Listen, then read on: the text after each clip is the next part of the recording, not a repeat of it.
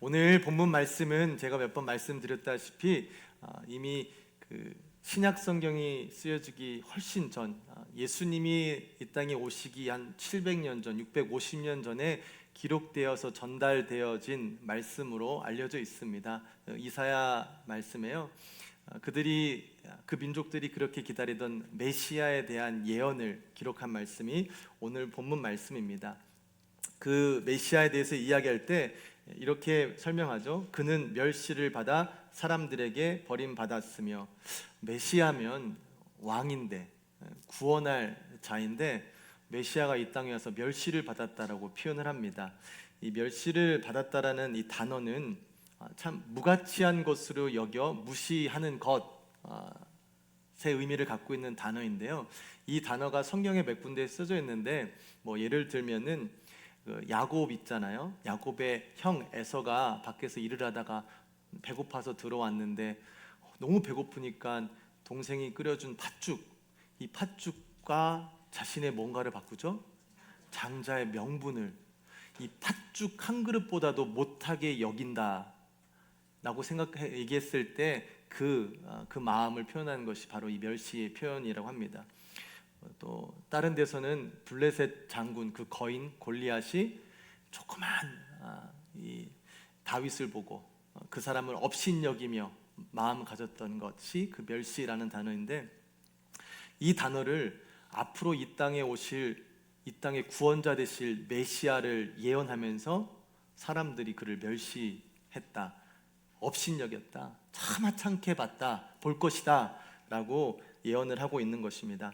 그리고 그 멸시받는 메시아가 간고와 질고를 겪게 되고 알게 될 것이라고 합니다. 이 간고라는 단어는 가난과 고생이란 말이고요, 질고라는 것은 질병으로 겪는 고통을 말하는데, 결국 이 두 단어를 통해서 인간으로서 이 땅 가운데 살아가면서 겪을 수 있는 모든 고통, 그 아픔에 대해 설명하는 것이 이 두 단어고, 앞으로 오실 메시아, 너희들을 구원할 메시아가 이 땅에 와서 그 모든 고통을 다 받을 것이다라고 예언을 해주는 것입니다.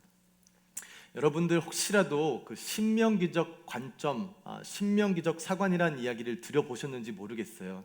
이 성경을 쓰는 유대인들이 가지고 있는 관점이고, 이것이 정말 이스라엘인들에게 있어서는 가장 중요한 성경을 바라보는, 또 하나님을 대하는 관점입니다. 이게 무엇이냐면, 하나님께서 이스라엘이라는 한 민족을 하나님의 백성으로 선택하셨고, 이 하나님의 백성들이 진정으로 하나님의 백성이 되기 위해서는 그들의 왕이신 하나님의 통치를 받아야만이 그들이 하나님의 백성이 되는 것인데, 그러기 위해서는 하나님께서 그들에게 주시는 특별한 법이 있으셨죠. 그래서 그 율법이라는 것을 그들에게 주시게 됩니다. 모세를 통해서 십계명을 그들에게 줬다라는 것 많이들 아시죠? 그래서 하나님의 백성들, 이스라엘 백성들은 그 하나님이 주신 법을 지킴으로 자신들이 하나님과의 관계, 즉 하나님의 백성임을 스스로 증명할 수 있게 되는 것이었습니다. 그런 이유에서 이 신명기적 사관이라는 것은 하나님께서 그들에게 율법을 주실 때 너희가 이 율법을 지키면, 순종하면 너희는 축복을 받을 것이고, 이 법을 지키지 않으면 너희는 벌을 받게 될 것이다 라는 이러한 원리가 바로 신명기적 사관 관점이라는 것입니다. 여러분들도 많이 들어보셔서 아시겠지만, 이 불교 용어이지만 인과응보라고들 많이 쓰잖아요. 내가 뿌린 대로 걷는다라는 의미이죠. 착하게 살면 좋은 일이 나에게 오는 것이고, 나쁘게 살면 나쁜 것이 나에게 온다라는 이 관점이 이 하나님의 백성들과의 관계를 통해서 또 깊숙이 들어 있습니다. 그래서 그 관점으로 성경을 우리가 보게 되죠. 그런데 우리의 인생을 살아가다 보면 꼭 그렇지 않음을 우리가 알게 되죠. 그것을 하나님께서는 이 책의 욥기를 통해서 먼저 보여주시잖아요. 욥이라는 자, 의인이었다라고 표현되어 있는데, 그 의인이었던 자가 정말 이루 말할 수 없는 고통을 겪게 됩니다. 그의 친구들이었던 세 사람들은 그 욥기의 소식을 듣고 하루빨리 가서 그를 위로해주고 싶은 마음에 달려가죠. 막상 뛰어와서 봤더니 그 욥이라는 사람의 상황이 어떻죠? 말도 못할 끔찍한 상황 가운데 그가 처해 있습니다. 온몸은 피부병으로 가지고 있는 건 다 잃어버려서 정말 이루 말할 수 없는 고통을 받고 있는 그 욥. 그러나 신명기적 관점을 가지고 있는 사람들, 그 사람들에게 욥은 어떤 사람이었죠? 저 정도로 끔찍할 정도로 벌을 받는다면 정말 말도 못할 죄를 지었을 거야.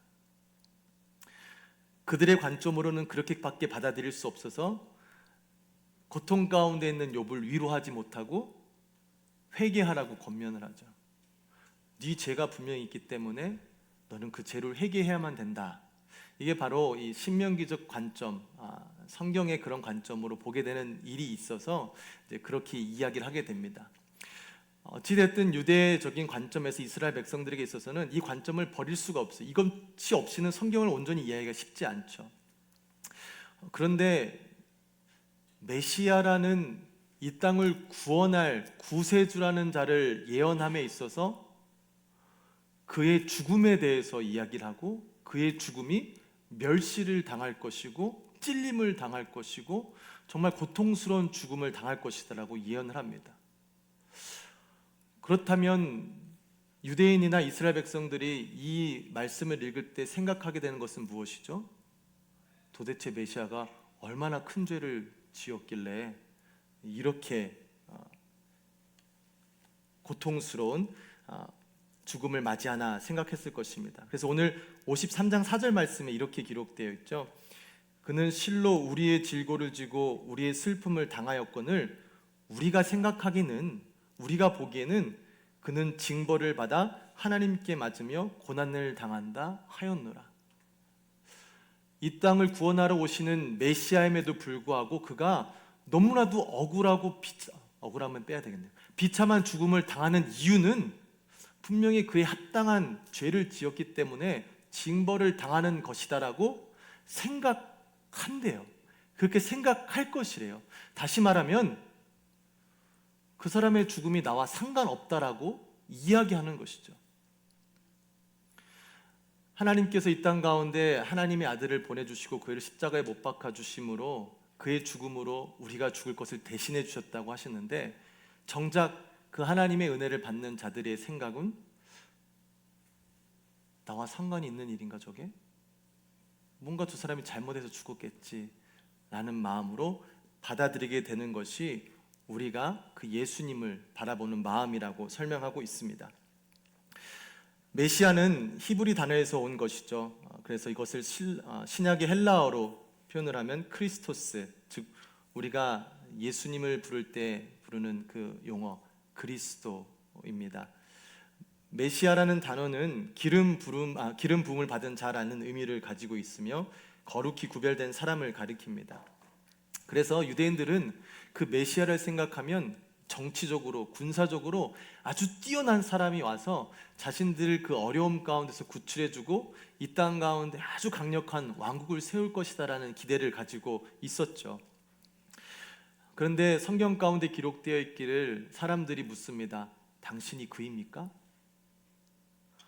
내가 니들이 얘기한 그자다, 메시아다, 예수 그리스도다 했는데 그들의 기대와는 너무 다르죠. 볼품이 없죠. 그리고 그의 마지막이 참 너무나도 볼품이 없습니다. 여러분, 예수님에 대해서 우리가 보는 것들은 신약 성경의 마태, 마가, 누가, 요한 또 다른 데서도 있을 수 있지만 우리가 접하기는 쉽진 않습니다. 그런데 예수님께서 이 땅에 오셨을 때 30년의 인생의 삶을 사시고 30세부터 33세까지 약 3년의 시간을 공생애라 여기며 그 공생의 기간은 하나님의 아들로서 또 메시아로서 또 이 땅에서 사역을 감당했다라고 알고 있습니다. 그래서 그분이 행한 모든 일들을 이 성경에서 기록하고 있는데 죄송하지만 모든 일이 아니라 할 수 있는 그분이 하나님의 아들이심을 증명할 수 있는 부분들을 기록했다고 합니다. 다른 곳에서 예수님에 대해서 기록한 부분이 있겠죠. 근데 예수님이 그냥 우리가 대충 생각해도 예수님이 이 땅에 오셔서 하신 게 무슨 일이 있죠? 십자가에 못 박혀 돌아가시죠. 그 전에 한 일이 무엇이죠?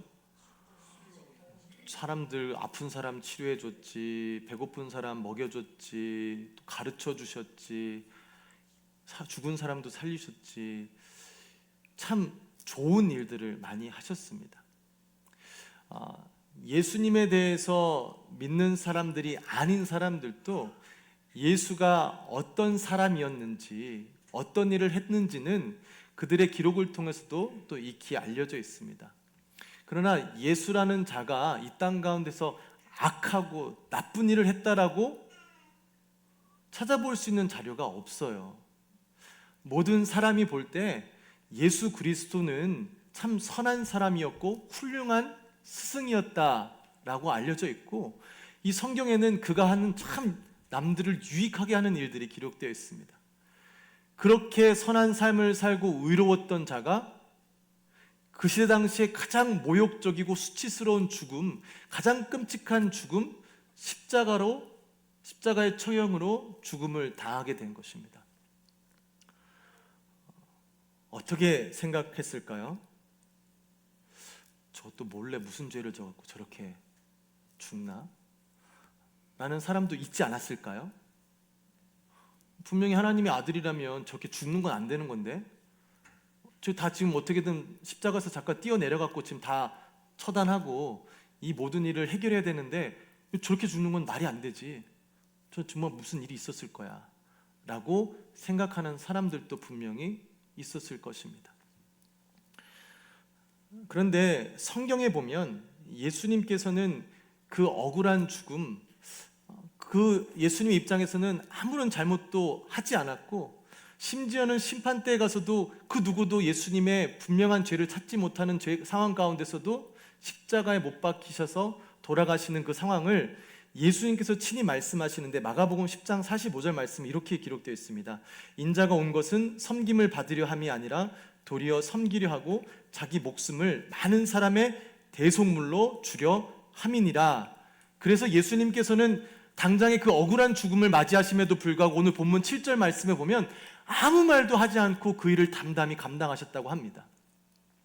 여러분, 삶을 살아가면서 저 개인적으로는요, 억울한 일을 당할 때 참 힘들더라고요. 내가 한 게 아닌데 나한테 했다고 했을 때, 난 그런 의도로 한 게 아닌데 나한테 잘못된 의도로 얘기했을 때, 이걸 풀고 싶은 마음이 막 들끓어 오르더라고요. 여러분은 어떠세요? 그렇죠. 이런 이유로도 막 가까운 사람하고도 싸우지 않습니까?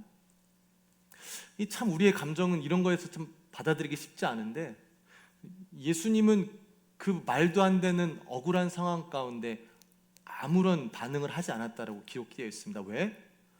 그거를 감당하러 오셨기 때문에, 그냥 당하는 것이 아니라 그걸 하려고 오셨기 때문에 그 일을 겸허히 받아들이시는 겁니다.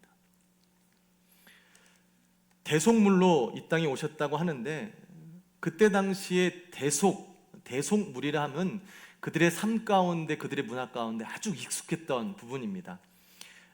과실치사 죄를 용서받기 위해서 대속물로 자신의 죄를 또 대신했고요. 가난하여 노예로 팔린 친척에게 자유를 주기 위해 대신 지불하는 일들, 소가 사람을 받아 죽였을 때 소 주인에게 내어놓는 배상금, 또 가난하여 토지를 판 사람들을 위해 그 친족이 대신에 토지 대금을 지불하는 대속물. 이 대속물이라 하면 그 누군가를, 내가 사랑하는 사람이든 나와 관계 있는 사람을 위해서 그가 스스로 할 수 없을 때 다른 사람이 대신해서 주는 이 대속물이 아주 평범하게 이루어졌던 일이기 때문에 무엇인가 누군가를 대신해서 죽는다라는 게 익숙했던 것이죠. 우리들도 그럴 수 있을 것 같아요. 제가 어렸을 때는, 제가 기억하기로는 안경이 유리였어요. 그죠? 그래서 저희는 워낙 시골에서 막 험하게 노니까 애들끼리 막 놀고 하다 보면 안경이 깨지는데 이게 되게 심각한 일이었어요. 파편이 깨지면 눈에 들어가고 하니까. 저도 또 열심히 놀다가 친구 안경을 하나 깨트렸습니다. 근데 꼭 그때는 또 부모님 모시고 와. 내가 했는데, 내가 놀다 깨트렸는데 왜 부모님을 모시고 오라 하는지. 제 기억으로는 그때 적지 않은 돈을 저희 어머니가 이렇게 물어주시는 것을 기억하고 있습니다. 내가 했는데 우리 부모님이 그거를 물어주시는 기억이 있습니다. 옛날에 또 저희 시골에 살다 보면 진짜로 뭐 여러분도 경험하셨겠지만 동네 형들 학교를 가면 그 어르신들이 소를 팔고 밭을 파는 일들이 있었습니다. 그래서 소 팔아서 등록금 내주고 밭 팔아서 등록금 내주는 일들. 자식이 학교 가는 건데 자기가 알고 있던 재산을 이렇게 내어주는 일들이 있죠. 사랑하는 사람을 대신해서 하는 이 행위들, 대속이죠. 내가 대신 사랑하니까 그가 짊어져야 될 짐을 대신 져주는 것. 바로 예수님의 죽음이 그런 죽음이라고 성경이 표현하고 있습니다. 그래서 우리가 암송했던 말씀, 그가 찔림은 우리의 허물 때문이요 그가 상함은 우리의 죄악 때문이라. 그가 징계를 받음으로 우리는 평안을 누리고 그가 채찍에 맞음으로 우리가 나음을 받았도다. 이 말씀을 준비하면서 굉장히 큰 고민을 했습니다. 이 말씀을 어떻게 전하지? 나는 알겠는데 이 말씀을 아직까지 예수님을 믿지 못하는 지금 시대를 살아가는 분들에게 그들의 언어로 그들이 이해할 수 있게끔 설명할 수 있는 방법이 저에게는 전혀 없더라고요.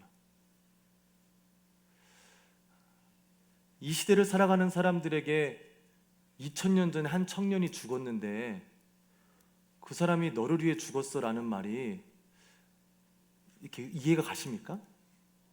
이해가 가시겠어요? 그게 무슨 상관이야 나하고. 이게 당연한 반응 아닐까 저는 생각을 해보는 거예요. 어떻게 해야 내가 이거를 그들이 이해할 수 있게 설명하지? 뭔가 나름대로는 설명할 수 있고 그거를 전할 수는 있겠지만 내가 그들의 입장에서 생각해 보니까 어려울 것 같아. 이걸 어떻게 받아들이겠지? 라는 생각으로 참 큰 고민이 되더라고요. 아무리 생각해도 뭔가 뚜렷한 방법이 주어지지 않는데 말씀 가운데 이런 말씀을 찾게 되면서 되게 또다시 한번 깨달음을 갖게 됩니다. 고린도전서 15장 1절에서 8절까지 말씀인데요. 여러분 신약성경을 가장 많이 기록한 사람이 바울이라고 우리는 알고 있습니다. 13권의 책을 그가 기록했다고 하는데 그의 삶은 예수님을 만난 이후로 복음을 전하고 그 복음을 받아들인 사람들을 가르치고 믿음의 굳건히 쓸 수 있게 하는 아주 그 대단한 일을 감당한 사람인데요. 이 사람이 전한 복음, 예수 그리스도에 대한 복음을 전하는데 이렇게 전했더라고요. 같이 한번 읽었으면 좋겠습니다. 고린도전서 15장 1절에서 8절까지의 말씀 함께 읽겠습니다. 죄송합니다. 이 바로 전부터가 1절입니다. 죄송합니다. 바로 전 슬라이드 읽겠습니다. 형제들아, 내가 너희에게 전한 복음을 너희에게 알게 하노니 이는 너희가 받은 것이요 또 그 가운데 선 것이라.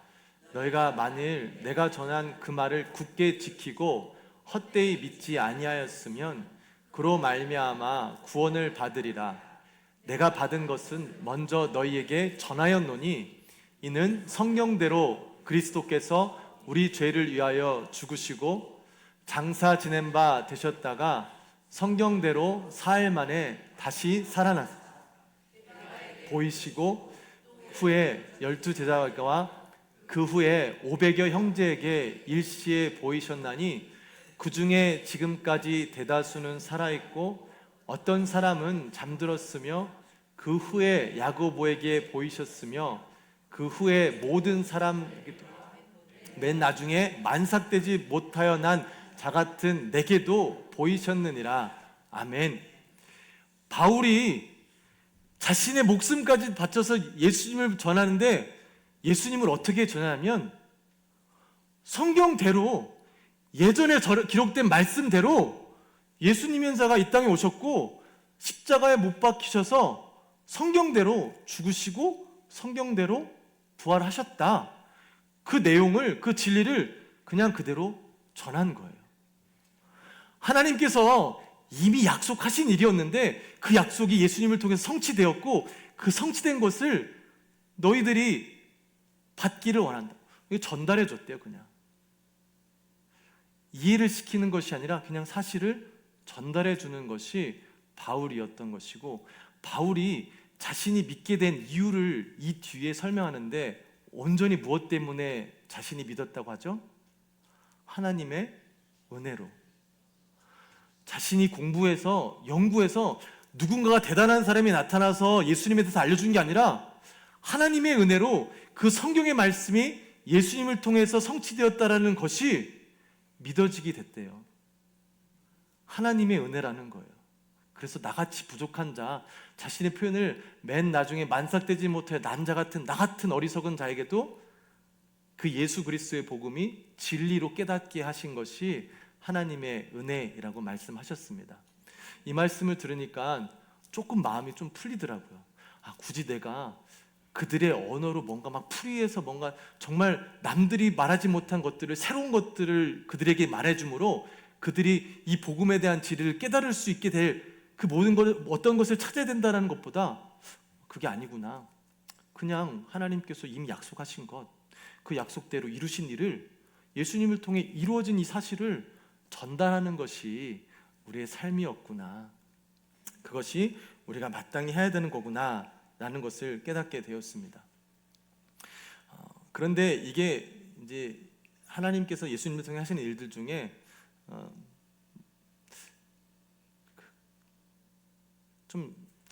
그러니까 지금 세대 말하면 좀 말이 안 되는 게 많아요. 왜 굳이 예수님을 못 박히시고 그냥 용서해주면 되는 건데 굳이 죽이시고 살리실 거면 또 그냥 하셔도 되는데 굳이 증인들을 만들어 놓으셨습니다.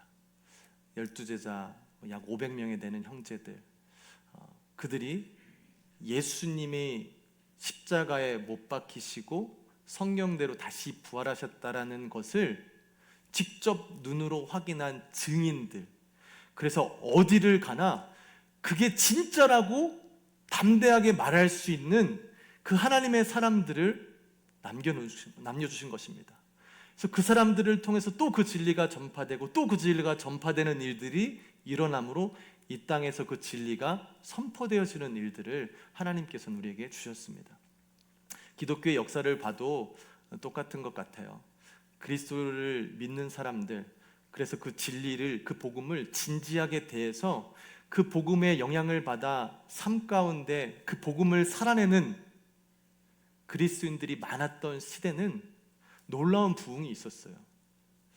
막 사람들이 모이고 예수 그리스도를 영접하고 막 정말 대단한 일이 있었는데, 복음은 받았지만 그 복음대로 살지 못하는 사람들에 의해 마치 가짜 같은 진리를 받아들이는, 또 오히려 복음이 진리라고 얘기하지만 그들의 삶에서는 그 복음을 찾아볼 수 없는 사람들이 많은 시대 가운데서는 오히려 교회가 무너지고 깨어지고 교회에 있던 사람들도 나가게 되는 일들이 이루어지게 됩니다.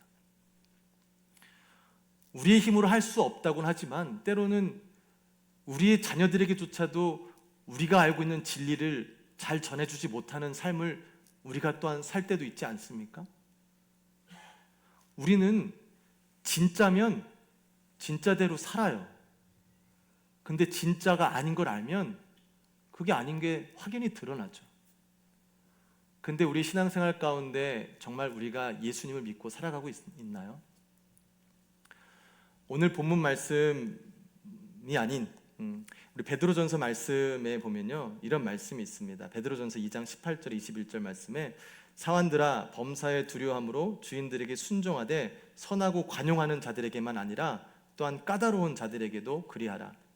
부당하게 고난을 받아도 하나님을 생각함으로 슬픔을 참으면 이는 아름다우나 죄가 있어 매를 맞고 참으면 그게 무슨 칭찬이 있느냐. 그러나 선을 행함으로 고난을 받고 참으면 이는 하나님 앞에 아름다우니라. 이를 위하여 너희가 부르심을 받았으니 그리스도도 너희를 위하여 고난을 받으사 너희에게 본을 끼쳐 그 자취를 따라오게 하라 하셨느니라. 결국 예수님께서는 그 죽음으로 허물 많고 죄 많았던 자들의 그 모든 것들을 품어주시고 감싸주셔서 우리를 구원해 주신 거예요. 그리고 그 길을 너희도 따라오라라고 말씀해 주신 거예요. 그래서 평화의 사도로 우리를 그 예수님을 따르는 삶으로 부르신 거예요. 근데 우리는 늘 옳고 그름만 따지는 거예요. 가정에서도 대충 보니까 옳고 그름 때문에 싸우더라고요. 내 말이 맞다, 네 말이 맞다. 누구 말이 맞는지 모르겠지만 자신이 맞다고 싸우는 거예요. 하다못해 심판장을 가도 그러지 않습니까? 법이 있는데, 한계 있는데 다 자기가 맞대요. 내가 맞다, 아니야 내가 맞아.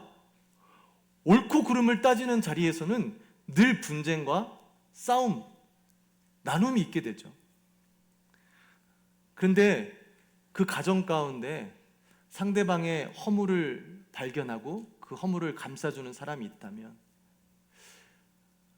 그 균열된 부분을 감싸주고 안아주는 사람이 있다면, 그 안에는 균열과 분쟁과 이 싸움보다는 뭐가 있을까요? 하나됨이 있겠죠. 평화가 있겠죠. 기쁨이 있겠죠. 예수님께서는 정말 말도 안 되는 일을 통해서 우리를 위해서 그 억울한 죽음을 당하시면서 우리에겐 그런 일들을 아마 맡기신 것 같아요. 네 눈에 옳지 않은 게 보이니? 좀 억울하니? 감싸줘. 내 거 받았잖아. 그러니 너도 감싸줘봐. 네가 손해보는 것 같아? 아니야. 그런 너의 헌신을 통해 너의 가정이 살아나며 너의 공동체가 살아나며 네가 갖는 곳마다 평화가 이루어질 것을 네가 직접 목격하고 경험하게 될 거야 라는 그 축복의 방법을 우리에게 허락해 주셨습니다. 근데 우리는 죄송하지만 교회 안에서도 어때요? 서로 내 말이 맞다고 싸우지 않습니까? 뒤에서 그만하죠. 그렇지 않습니까? 그런데 앞에 나와서 예배를 해요. 그러면 우리는 예수님의 복음이 거짓이라고 계속해서 선포하는 거예요. 분명히 예수님은 우리의 죄로 인해서 그 허물을 감싸주시려고 다 감싸주시고 우리에게도 그렇게 하라 말씀하셨는데, 우리는 받을 것만 다 받고 그렇게 살지 않으니 세상 사람들이 교회 사람들을 뭐라 그러죠? 아유, 저 거짓말쟁이들.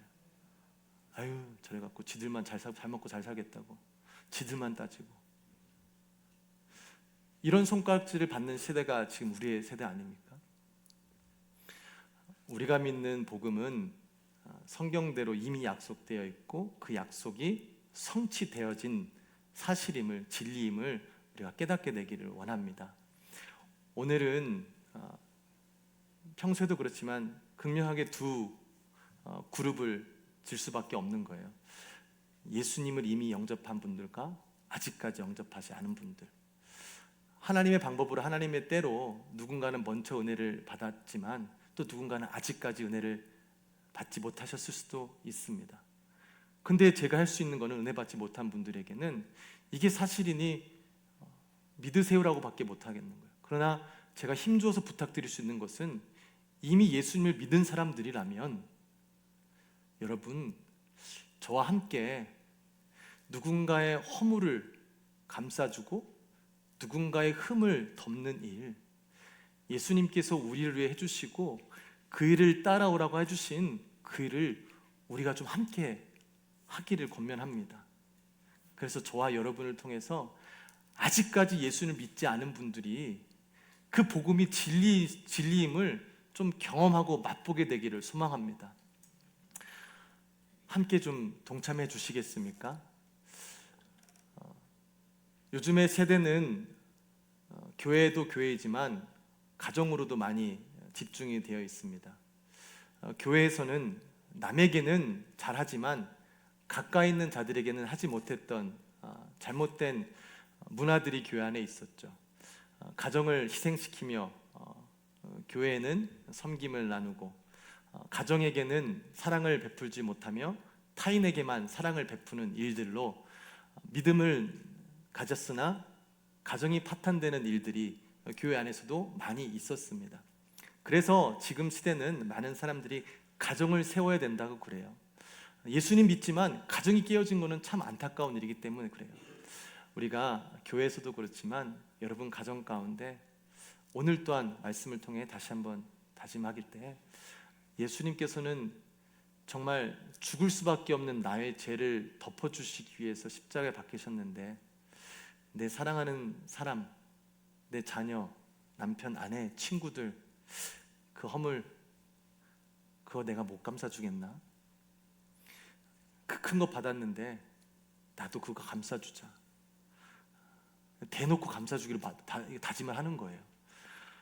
그때 당해서 내가 감싸주겠다 마음먹으면 이미 늦은 것 같아요. 이미 내 기분은 올라올 대로 올라와 있고 화가 올라와 있기 때문에 안 되지만 평소에 준비를 하는 거예요. 내가 한번 걸리기만 걸려봐라. 내가 억울한 날, 억울한 시간 저 사람이 잘못하고 뭔가 있으면 내가 그날 분명히 용서해주고 품어줄 거다 라고 미리 내가 작정하고 있다 보면 하나님께서 그런 여러분의 마음을 통해 어느 순간 여러분을 통해 그 순간이 하나님의 평화가 임하는 그 하나님의 놀라운 역사가 일어나는 그 순간을 여러분이 경험하게 될 줄 믿습니다.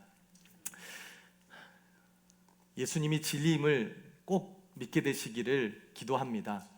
예수님이 진리임을 믿는 분들 그 진리대로 삶을 살아내셔서 하나님께서 여러분을 통해 하신 일들을 경험하게 되시기를 주님의 이름으로 축복합니다.